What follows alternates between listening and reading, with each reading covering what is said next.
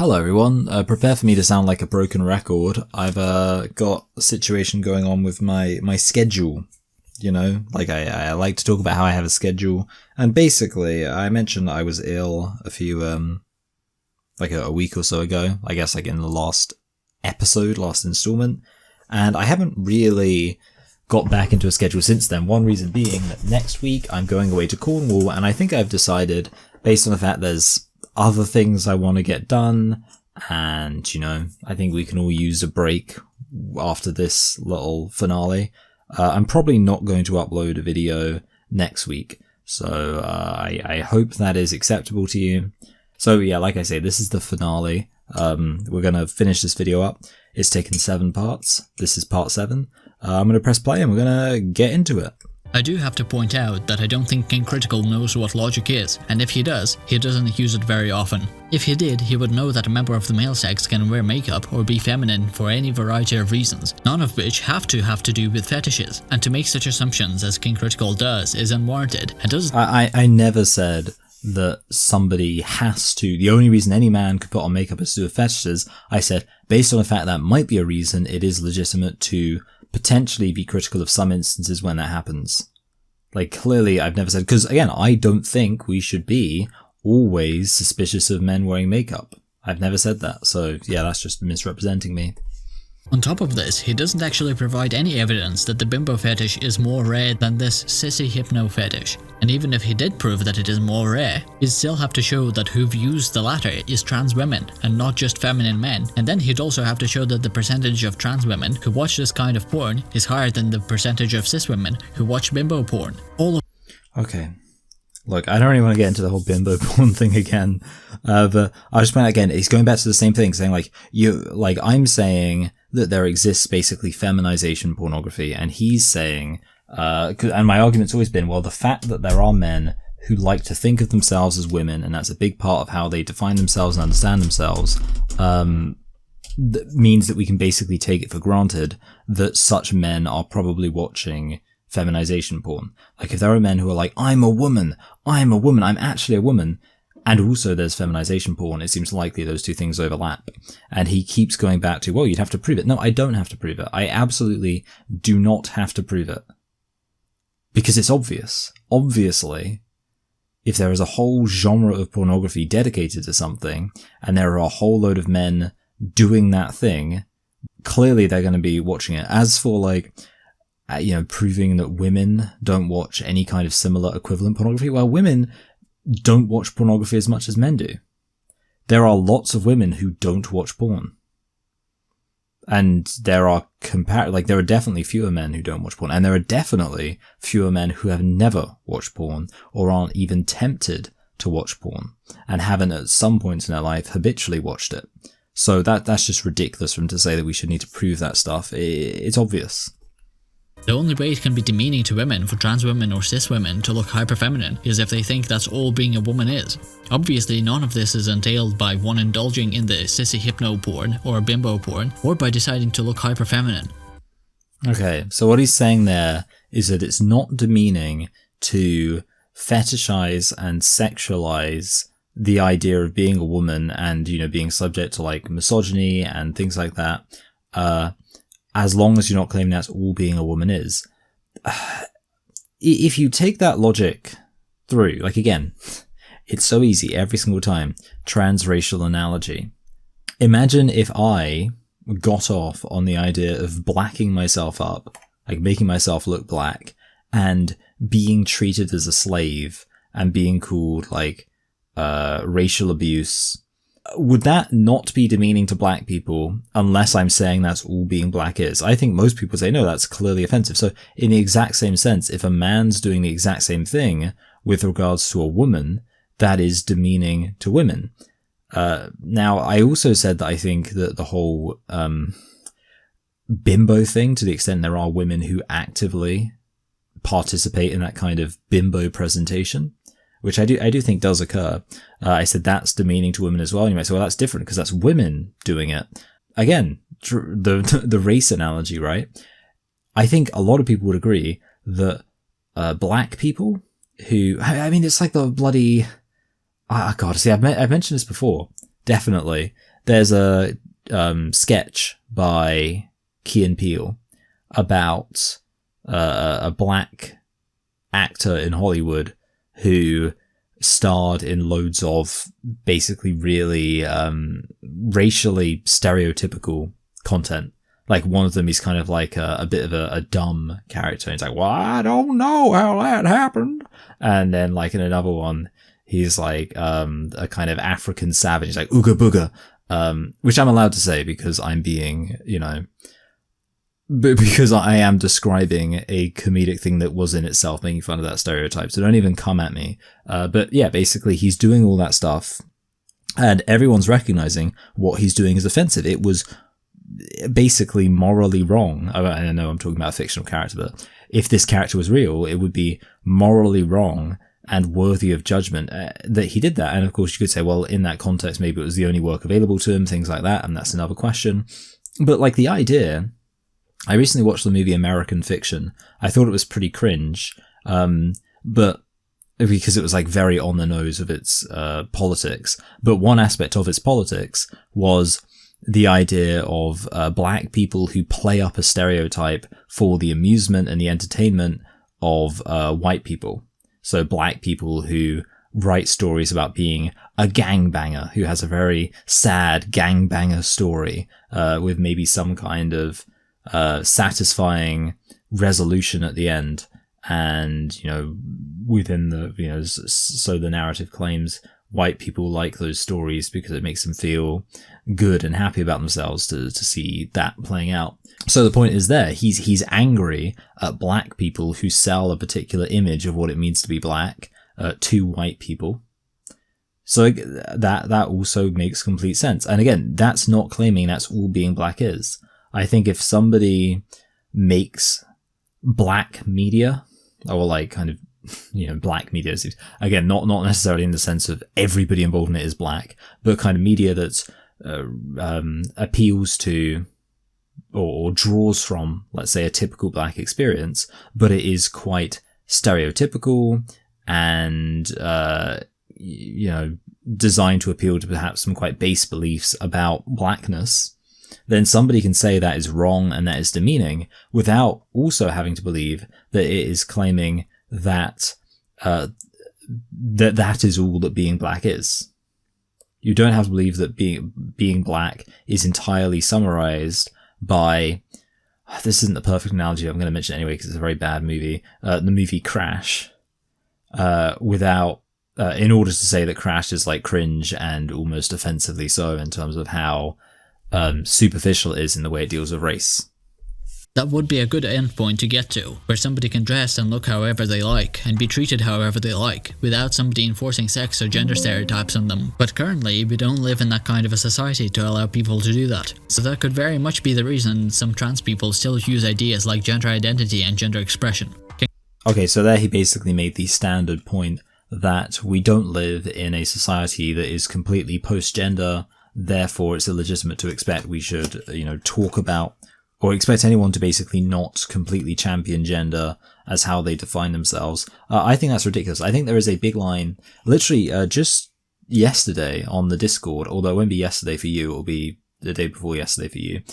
Somebody on the Discord said, am I a gender abolitionist? And what I said, and this is actually true, is, I mean, for the record, pretty much everything I say is true, unless it's obviously a joke. But yeah, what I said was that I think that we should certainly have a less gendered society than we have now, but I don't really know whether or not we should be aiming for a completely post-gender society, and I don't know if that would be a realistic goal. However, obviously the key thing I said there is, well, we should be aiming for a less gendered society than we have now. The question is, are trans ideologues moving us towards a less gendered conception of society? I would say not. Indeed, they're actually pushing us towards a more gendered conception of society. How much more do we have to kind of reify gender by talking about it when we have the idea of trans identity? It seems like the answer is a lot. If someone says, look at that feminine person, you'll know what to look for most of the time. So clearly, gender expression is a useful concept for now. Okay, so there what he's saying is I shouldn't criticize the idea of someone defining themselves with reference to how they dress and act Here's what I'm saying, okay? You can define yourself with reference to how you dress and act by understanding yourself as feminine. My question is, why would you define yourself as woman when woman is such a significant concept in terms of being attached to the idea of he and she?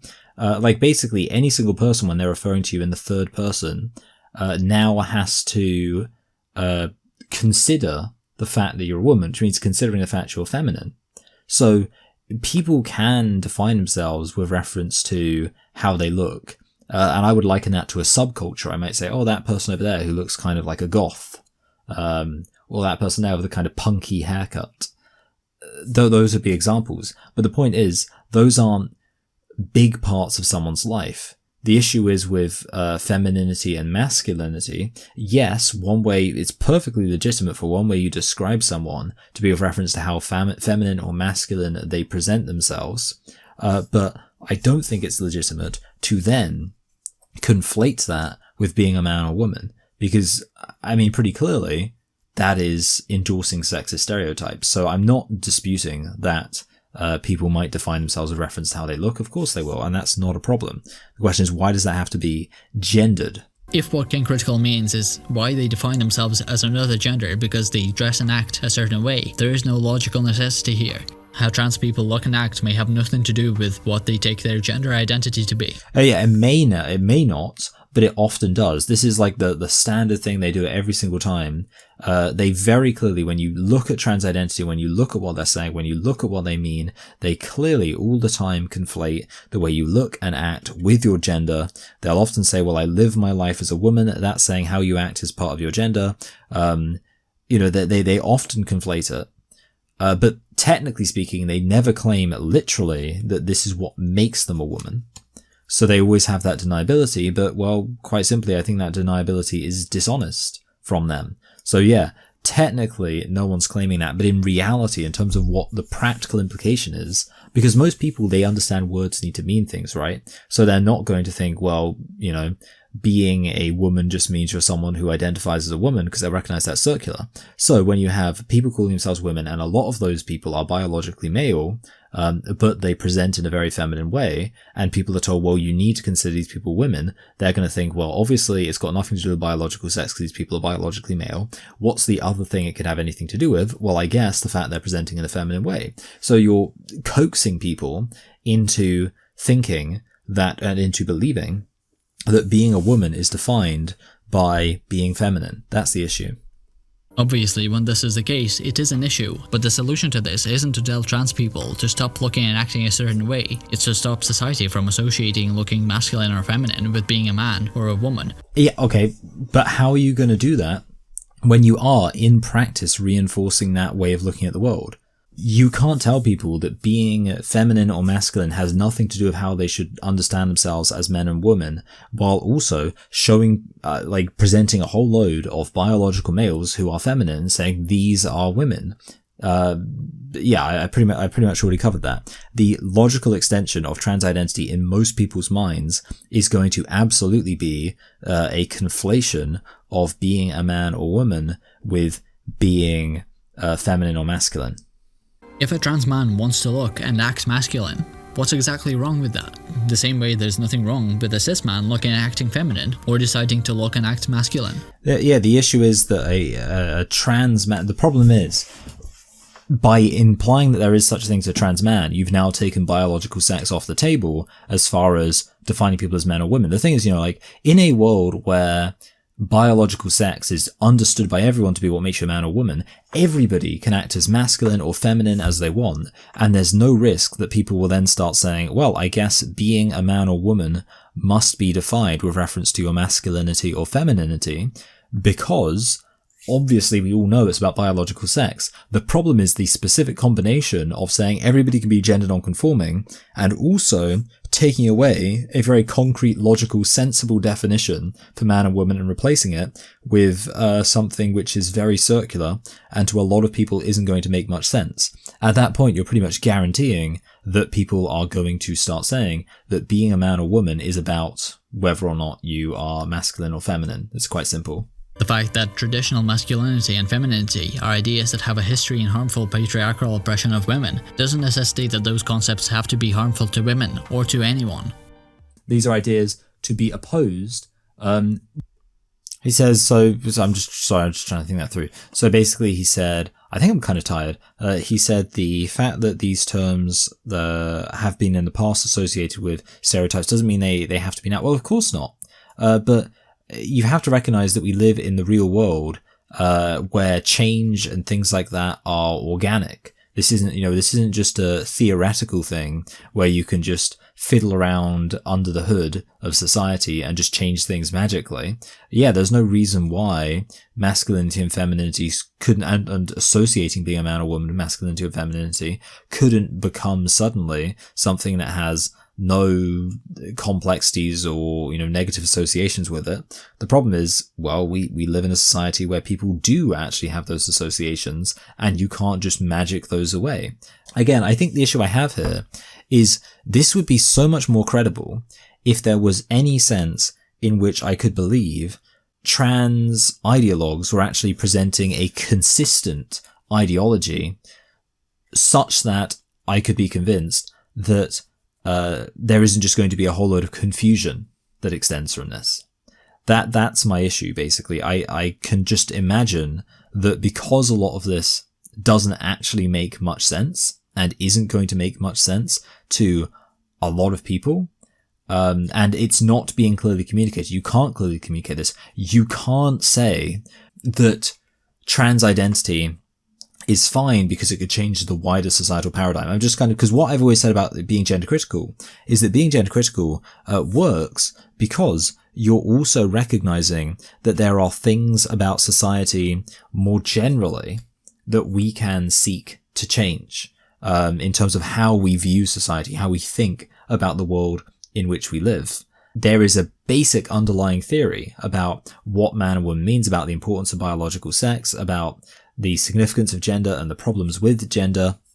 These are all things that are part of one coherent theory. No such coherent theory exists for trans identity. There isn't one singular trans ironically, as much as I talk about trans ideology, in a way, it would be better if there was one coherent trans ideology. Because when I say trans ideology, what I really mean is a nebulous group of vague nonsense claims that intersect and contradict in all sorts of sporadic, bizarre ways. If there was one coherent trans ideology, I could say, okay, what is this trans ideology and how does it interface with itself, and do certain ideas within it justify other ideas? And maybe you could have that. The problem is, because that doesn't exist, there isn't like a coherent theory that combines everything together. You can't just say that, well, obviously people are just going to understand that being a man or woman, is about like self-identity and blah, blah, blah, because that's not something that's being clearly communicated. I don't think it can be clearly communicated because I don't think it makes sense. To say that you shouldn't look or act feminine just because you're a member of the male sex is downright sexist. Next, King Critical replies to me saying that I see it as a stereotype to say that somebody of the male sex has to be a man, as it is to say that members of the male sex, or all men, must be masculine. Okay, I'm actually really interested in this. So, that's my. So this person claims it is a stereotype to say that all males must be men. Let's see how he justifies that. The problem with this analysis is it's assuming that gender and sex are the same thing. No, it's not. Again, he's taking. So he's annoyingly acting as if gender is the same thing. Like, I feel like he's going to argue from equivocation here, because gender is basically often conflated with gender roles and gender stereotypes, and that's not how I use the terms man and woman. But let's see what he says. Someone says that being a man means being a member of the male sex. What it tells me is that a person's mental traits, which is what my definition of gender identity is based on, must in all cases be the same for every member of a certain sex.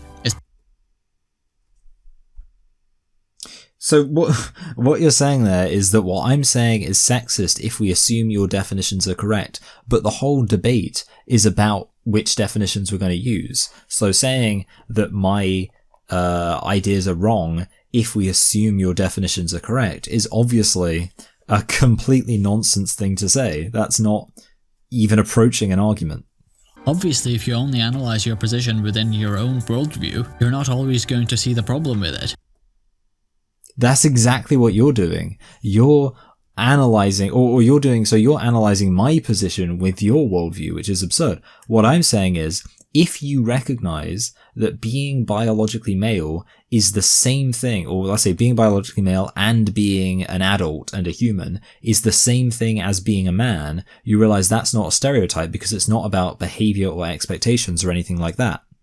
It's the same as if someone invented a category tomorrow and they said, this defines, this basically describes somebody's skin color. If we recognize that that is in most cases functionally going to be the same as someone's race, that doesn't mean we've now invented a stereotype. You can't just invent a new categorization to, or like pretend a categorization is potentially distinct from something and then act as if the people saying, well, it's not actually distinct from that thing, it's basically the same, that those people are engaging in, affirmation of a stereotype. Definitions by themselves aren't necessarily stereotypes, but they Okay, so how's he going to do this? Let's see. Have the ability to be. The first definition of stereotype on Google is a widely held but fixed and oversimplified image or idea of a particular type of person or thing. It's not hard to see how this applies to definitions of gender which are based directly on sex. It's just so... Wait, what do you mean it's not hard to see? How is it not hard to see? Wait, hold on, let me actually read that. Okay, so let me actually see what it exactly said. Okay. So, a widely held but fixed and oversimplified image or idea of a particular type of person or thing. Now, I don't think that calling somebody a man, if they're biologically male, is oversimplified. What's your evidence for that being oversimplified? Is it fixed? Okay, yeah, it's fixed. The issue of that is it's not a great definition either, though, because, oversimplified, that's such an ambiguous language. But no, I don't accept that that applies to defining biological males as men. Consider race. Is it a stereotype to say that black people have dark skin pigmentation? Is that a stereotype? Or is that just... Okay, so race analogy, let's see how you respond to this. One of the defining attributes of being black. Of course it's a stereotype. Not all black people have dark skin pigmentation. For example, there are black people who have albinism, which... Okay, now, I guess we just fundamentally disagree on what words mean here. Because, yeah, he's saying it's a stereotype because it doesn't apply to every single case. Basically, if something has exceptions, that you say it's a stereotype. In other words, he's conflating generalities with stereotypes. Or let's say generalizations with stereotypes. And I don't think that's legitimate. I would say a stereotype has to be a normative expectation. So basically something about the way someone's going to behave or present themselves in society. And a definition that is essentially, like I say, a generalization is not a stereotype. So that, let's say, women have vaginas. That's not a stereotype. Because it's not about their behavior. It's not a normative expectation. It's not saying, what all women are like? Oh, they all have vaginas. As if it's something that one can pass judgment on or reasonably be offended by. It's something that may perhaps not be true in the case of all women. I don't know. But that doesn't mean that it's a stereotype. Makes their skin white. Does that now mean that they aren't black? No, they are black. It's just that they are atypical, and as such, they don't fit that generalization. That means that almost all people who would be considered black in America and the UK, as well as many other countries, are no longer black. Clearly, it takes much more than skin pigmentation to be black, and it's by no means even necessary. So there we go, that was his response to me saying that there are things we can say about race which, even while they're not always true, they aren't therefore stereotypes because they're not about expectations or behavior or anything like that, so much as they're about an effort to just accurately describe a person.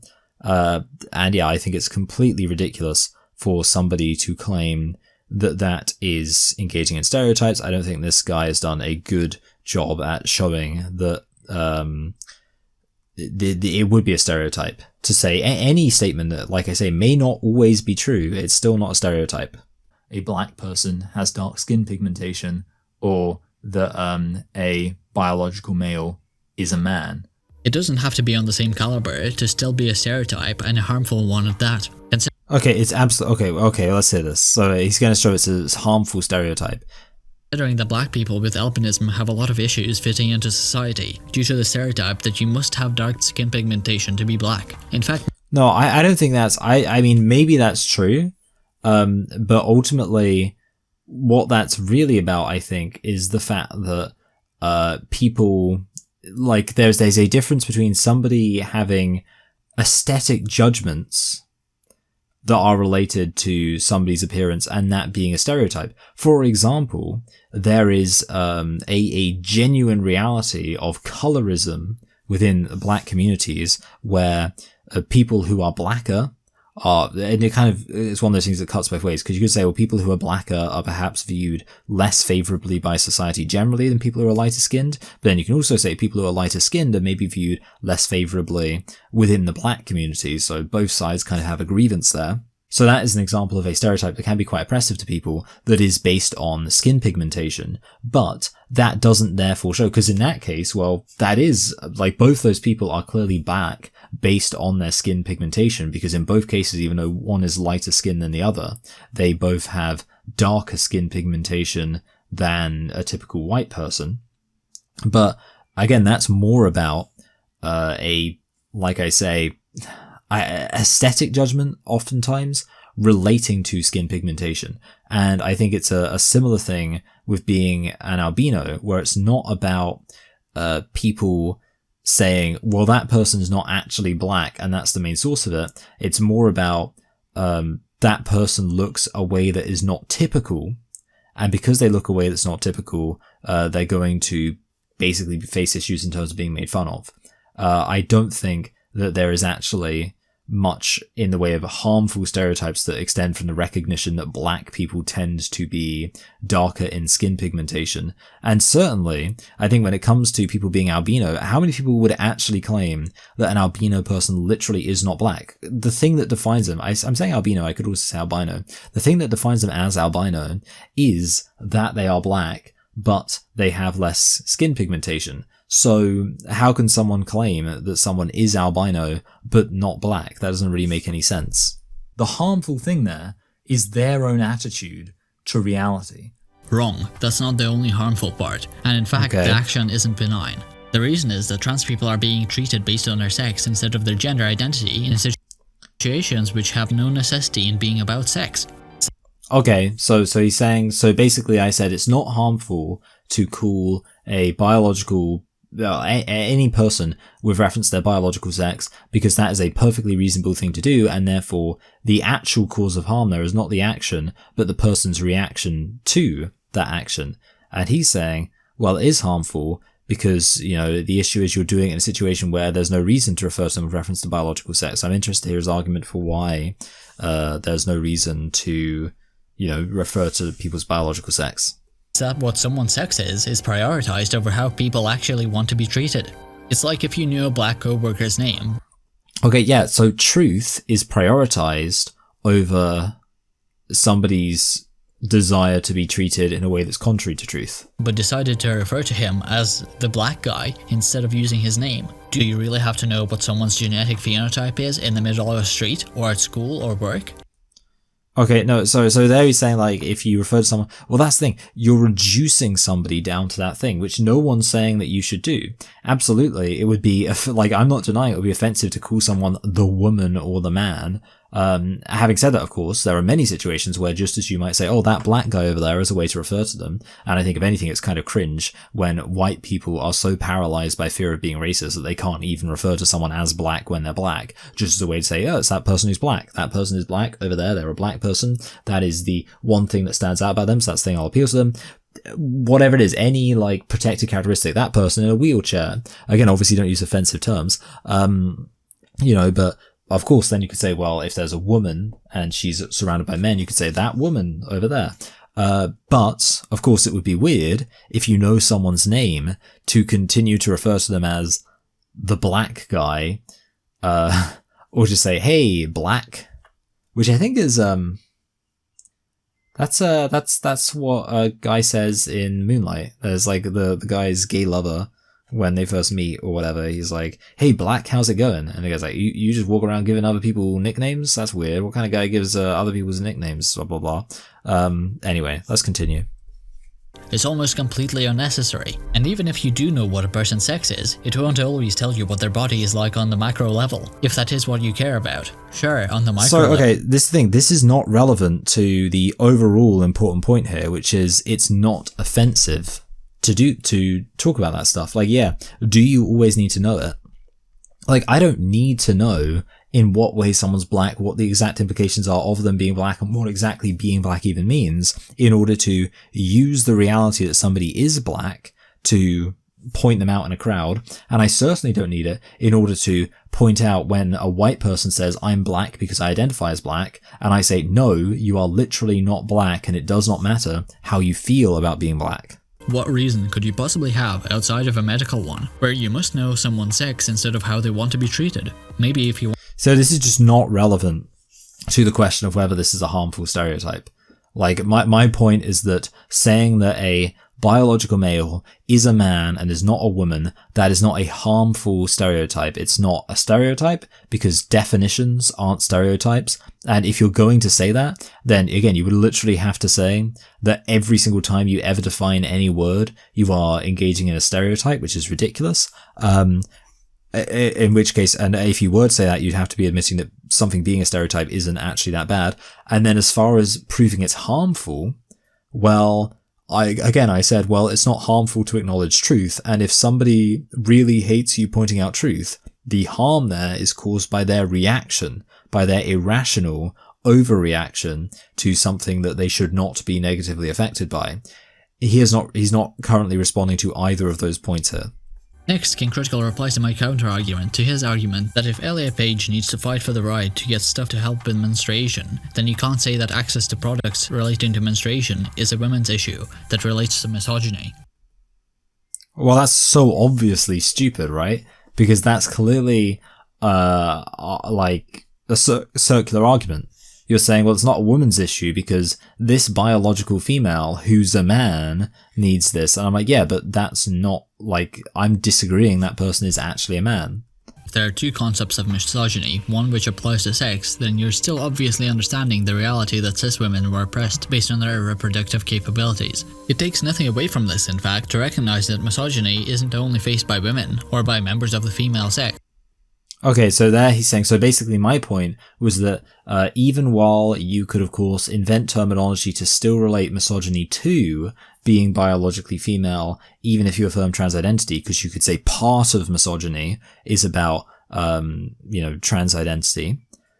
My issue is that is detaching misogyny from the reality that it is essentially about biological sex. And by saying that that's only part of misogyny, you are lying about reality. Again, the trans race analogy always works. If we said that trans race was 100% about identity, we could still define racism with reference to skin color and genetics and, geography and things like that.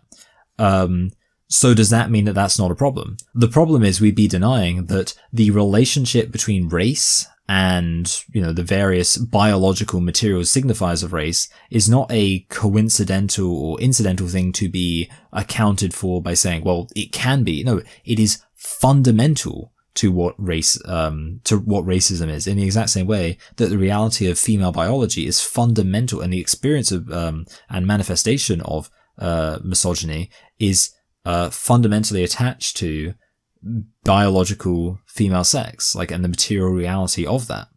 You're just fundamentally misrepresenting reality, even though you can, in some sense, account for it. The way that you express things is a problem, basically. However, it doesn't mean that there won't be situations like at workplaces where a trans woman might be discriminated against because of her gender identity of woman, and be paid less because of it. The claim he makes that someone's desire to be treated like a woman doesn't cause them to face any kind of... Okay, so basically my point was that in reality, most of the time people are going to be discriminated against because of gender expression, not because of trans identity. And he's saying, well, sometimes there might be instances where somebody's self-identity means that they actually are discriminated against because that might be information available to people in a workplace environment. Whereas I'm saying on the street, typically someone's not going to know your trans identity. They're only going to know how you present yourself. Yeah, I was never claiming that it's impossible that someone could be discriminated against based on their trans identity. I mean, look, if nothing else, I think trans identity can be discriminated against the same way a religion can. Like, if somebody disagrees with trans identity and they decide not to hire you based on that, that is equivalent to if someone disagreed with you being a Catholic and they decided not to hire you based on that. That is discriminatory against a belief system. So I think you can discriminate against the trans ideology, trans identity belief system. I definitely wouldn't deny that. So yeah, he's simply misrepresenting things by suggesting that I said that you could never be discriminated against according to your trans identity. It's just far less likely to be a reason you're discriminated against because it's not something people are actually going to be confronted with physically, or as they will see the way that you express your gender through, how you dress and things like that. This is just a misrepresentation of my position. I never said that just because a person wants to be a woman, or because they want to be called a woman, that therefore they are.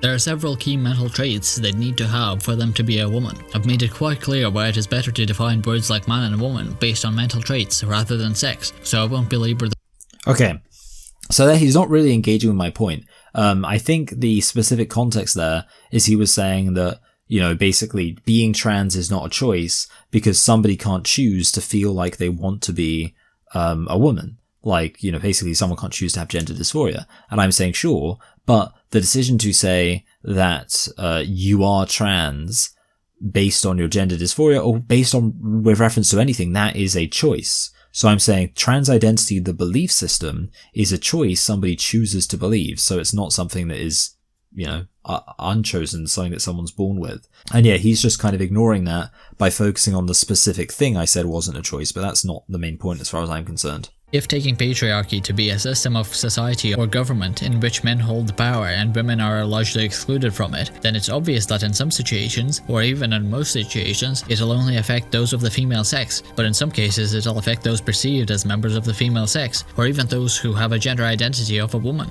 Why would you be— So yeah, he's listing like 3 different things. And I'm saying, yeah, no one's denying that. The question is, so here's the thing, what he's saying there is like, basically, it can affect biological females, it can affect people who present in a feminine way, and it can present people who identify as women. My question is, why is he saying that it can affect biological females, and it can affect those who identify as women? Sorry, I realize I'll do it like that. And it can affect those who identify as women, so therefore we should say that if you identify as a woman, you're a woman. But he's not saying, therefore, we should say if you express yourself as a woman, you're a woman. Right? Like, yeah, sure. And I mean, never mind that.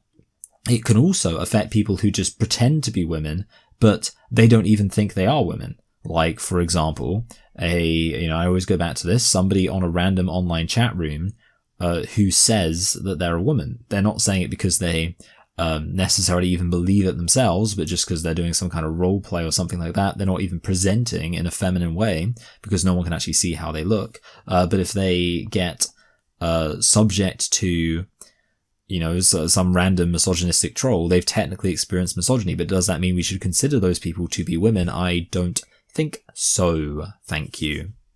I never said that if a member of the male sex is feminine enough, that they are no longer the group that patriarchy is run by and benefits. It'd depend on how much time they're actually perceived to be a woman and discriminated against based on that. Obviously, some trans women might still have male privilege. Like, essentially here he's just saying, well, it's kind of ambiguous sometimes. Like, that's a lot of it. Like, I'm making basically fundamental criticisms about the way that his worldview defines male and female and the implications of that in a world where patriarchal oppression against women exists. And his response to all that is say, well, I'm not necessarily saying it's always the case. Obviously, sometimes trans-identified males can be beneficiaries of patriarchy and blah, blah, blah. Yeah, I'm not saying you're always denying this. What I'm talking about is the fundamental relationship between what misogyny is and what being biologically female is, the reality of being biologically female, and what patriarchy is and the reality of being biologically male. For me, it's about fundamentals. It's about a deeper connection between things that can't just be reduced to, well, yeah, sure, sometimes these things can overlap. Sometimes biological females experience misogyny. Of course, we should recognize that abortion matters as far as feminism is concerned. Of course, we should recognize that males can be beneficiaries of patriarchy, depending on how long they've been identifying as male. That's not a concession that amounts to a hill of beans in this context, I'm afraid. What percentage of gender identity extremists out of all trans or trans-supportive people try to silence gender-critical people who are annoyed when they can't silence them? I don't have that data, and I bet neither does King Critical, so it's just a baseless claim. It's literally every single time, like, his fucking, I'm sorry, like, I don't usually swear, his gosh darn, like, just, it's always back down to, do you have exact statistics to back this claim up? I don't, and I don't want exact statistics. I don't care. I literally do not care about exact statistics. I'm gonna say this right now. Gender critical people are mostly just interested in getting their viewpoint out there, getting exposure for their ideas, and trans ideologues are mostly interested in just shutting up and silencing gender critical people. I don't have a single I don't have a survey or any study to prove that statistically. It is simply the truth. And this guy needs to get over that. Now, to address the point about trans people avoiding debates, this would just be false if it's made as a categorical statement. In fact, trans people and trans-supportive people very often get into debates on this very topic, on all kinds of platforms. I don't take it to be Yeah, but the thing is, they don't get into, like, serious debates. Like, so obviously, like, they argue about it very badly on Twitter, for example, but that is not a substantial argument, of course. It's not something that's actually going to change anyone's mind. It's not something I even believe is intended to change anyone's mind, because it's clearly, you know, coming from a place of ignorance and an unwillingness to engage with other people's ideas. The case that every trans person has to get into debates with gender critical people, though. That would be quite absurd. Well, no, yeah, that's the opposite. Like, it would just be, so that's the issue, though. It's not that everyone has to. It's that there should be some prominent people who are willing to debate it. There is not a single, I can't think of a single prominent trans ideologue who's actually had a full-on debate on this point. I think there was like one who had a debate with Meghan Murphy, maybe. I can't even remember their name though. But yeah, like, certainly the ones who really talk about it, really push for it, they don't have debates on this topic. That's significant. Almost any gender critical person will be willing to have a debate on this topic. Like, the only people who do have debates on it, of course, are like the debate bros, like Vorsh and Lonabox and people like that. And that's because they just love debates generally. King Critical's point that it's not a reason to not face debate isn't backed up by anything. He makes no argument for it. If their argument is that there's lots of people for whom it'd be bad. Sorry, okay, so let me make the argument here. So basically what he's saying is, well, sometimes there will be certain people in marginalized groups who don't want to debate something because they know that if they lose the debate, then they will basically make their side look significantly less credible. That's basically what he's saying. And to that, my response is, well, you look far less credible when you aren't even willing to talk to those who disagree with you. You know, like, basically, the biggest problem with trans identity is that it doesn't look credible because nobody's willing to defend it.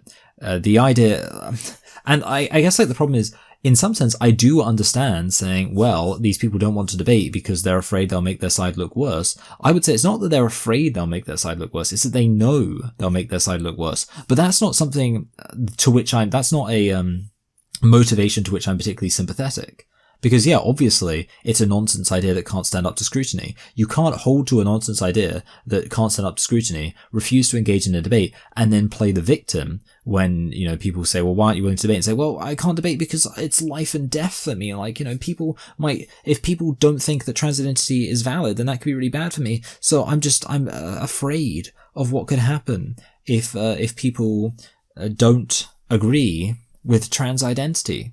But of course, the reason why you're afraid of that is because you know that your ideas don't make any sense. And that is not, like I say, a sense to which I'm particularly sympathetic. So the risk of losing and the effect of losing are potentially very severe compared to other groups, and so they have more than enough reason not to debate. Now obviously they should probably try to get better at debating and get familiar with all the arguments they should make. Well, that's the other issue. See, you're talking about like a group that includes people who have, like, basically this is all they argue about. Like, this is something they talk about all the time. How has Philosophy Tube never debated someone on this topic? Well, because Philosophy Tube talks about this but can't actually make any arguments for it. It's really that simple.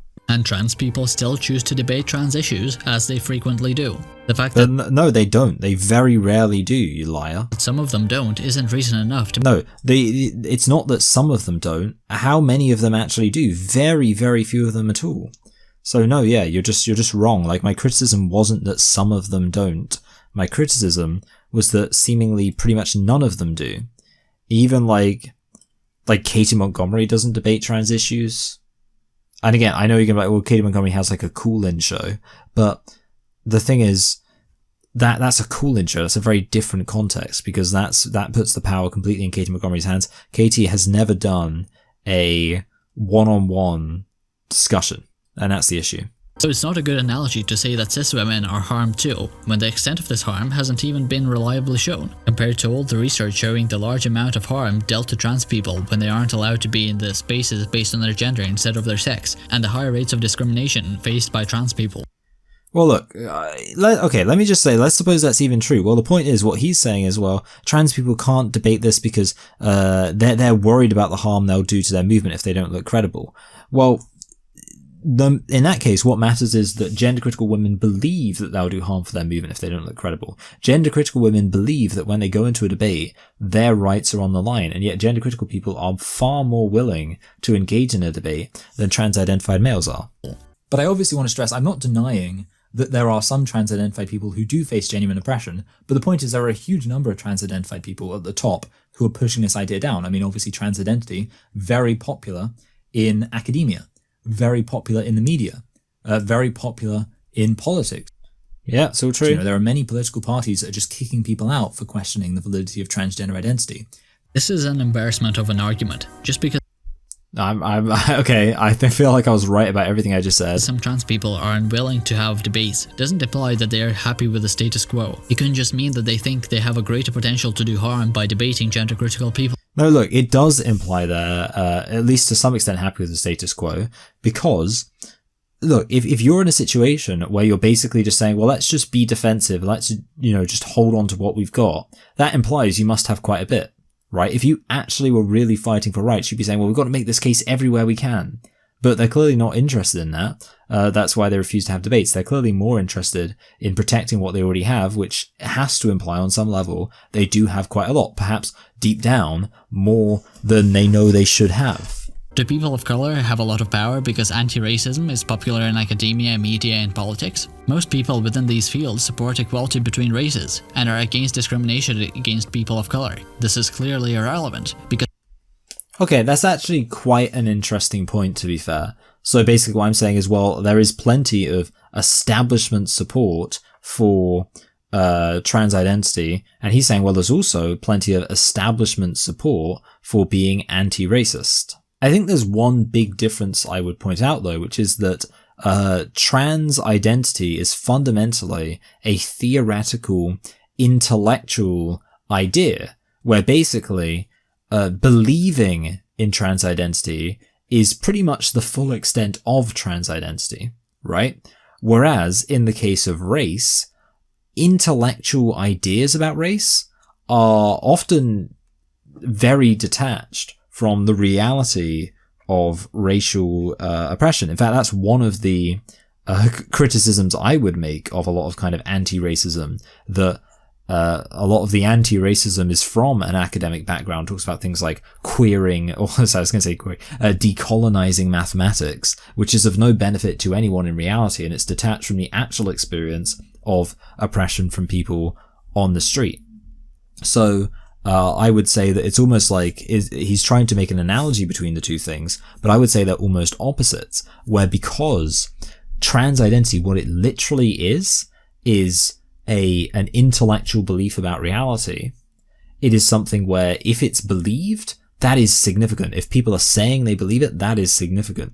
Whereas in the case of race, because race is about an actual material oppression people are experiencing, for people to just say, to talk about, academically to talk about being anti-racist is not really worth anything. So yeah, I think that's a pretty significant difference. And until they stop being discriminated against at such high rates, to say that they have any significant amount of power is absurd. And likewise in the situation of trans people. Does King Critical think that the average trans person feels... Look, okay, because here's what I would say. I would say, that because this is the thing, just to kind of elaborate on what I just said there, I would say there is a difference between black people and kind of... let's say, anti-racist black empowerment ideology. And I would say anti-racist black empowerment ideology actually is quite powerful in our society right now, but because it doesn't actually often work to the benefit of black people themselves, black people nonetheless don't have power. However, in the case of trans identity, because trans identity literally is just the ideology, that's all it is, the association between having power in academia and having power in real life is much more significant. To think that the discrimination faced by gender-critical people is anything like that which trans people face, while having no evidence whatsoever for this claim, is unintellectual, and King Critical should... Well, look, again, the issue is, so being gender critical is also an intellectual, ideological position. And it is an intellectual and ideological position that is absolutely shut out and silenced and condemned and censored in all of society. So yeah, I think I am more oppressed than a trans person. Absolutely, I'm more oppressed than a trans person, because ultimately what me being gender critical is about is my belief that a biological male can't be a woman. What somebody being trans is about is fundamentally about their belief that a biological male can be a woman. That is the debate, and one of those positions is upheld in society, absolutely. And if you're talking about like an ideological disagreement, I would say that a white nationalist is more oppressed than a black empowerment kind of pro-black person, in that one of those beliefs is pushed everywhere you go, all through every level of academia, while the other isn't. Now, of course, if you talk about a white person and a black person, I would say that a black person is generally likely to be more oppressed than a white person, most cases in our current society.